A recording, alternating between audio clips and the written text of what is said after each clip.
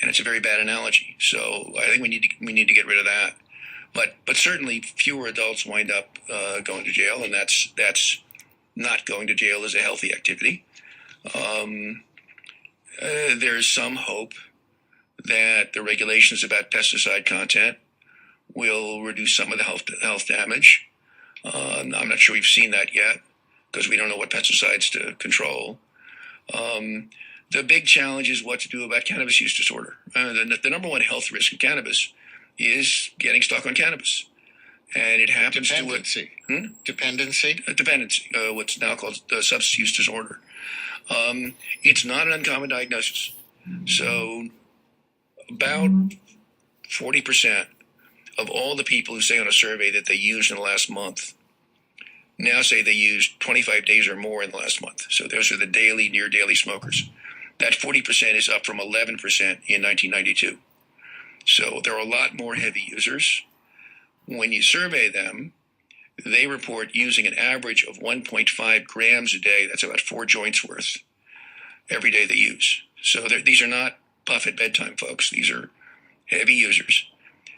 Of them, about a third to 40% meet the diagnostic criteria for cannabis use disorder by their own self-report.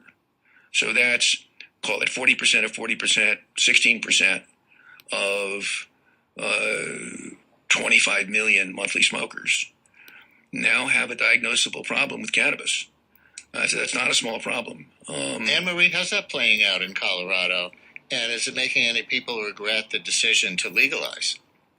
I have to admit that I don't have stats on that. I will say that a lot of what I hear as a reporter, and this isn't necessarily a use disorder when it comes to cannabis, but I hear a lot of people posing legalization as a solution to another problem of addiction, which is the opioid epidemic. And Mark, I'm really interested to hear whether or not you see any evidence that that would make a difference.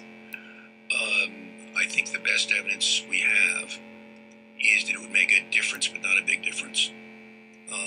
It's clear that there are fewer opioid prescriptions and fewer opioid overdoses in states that legalize cannabis, whether for medical or recreational use. And that may be people substituting cannabis for opioids in pain relief. It may be people using cannabis with opioids and taking smaller doses of opioids. Or it may be recreational substitution. I don't have a clue about that. And the effect is large enough to be convincing to me and to some other researchers.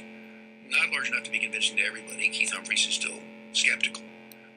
And so not large enough to be a big difference, but a worthwhile difference. The huge disappointment is that on current evidence, cannabis is not a substitute for alcohol. I was sure it was going to be a substitute for alcohol, and that made me a strong advocate of legalization, because if you can get people off booze on a cannabis, you're way ahead. It just isn't. The heavy smokers are also drinkers. And how about it as a gateway drug? That's another question that always comes up. And never been. I'm afraid you're going to tell me that there's not enough experience yet in the legal states to know if there's more opioid use as a result of more cannabis use. Right. So let me back up for 1 second.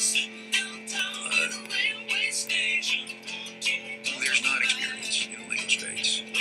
But remember, all those statistics I just cited weren't about legal states. Those were national statistics, and they're not specific to legal states. I think the argument about legalization has been completely misframed.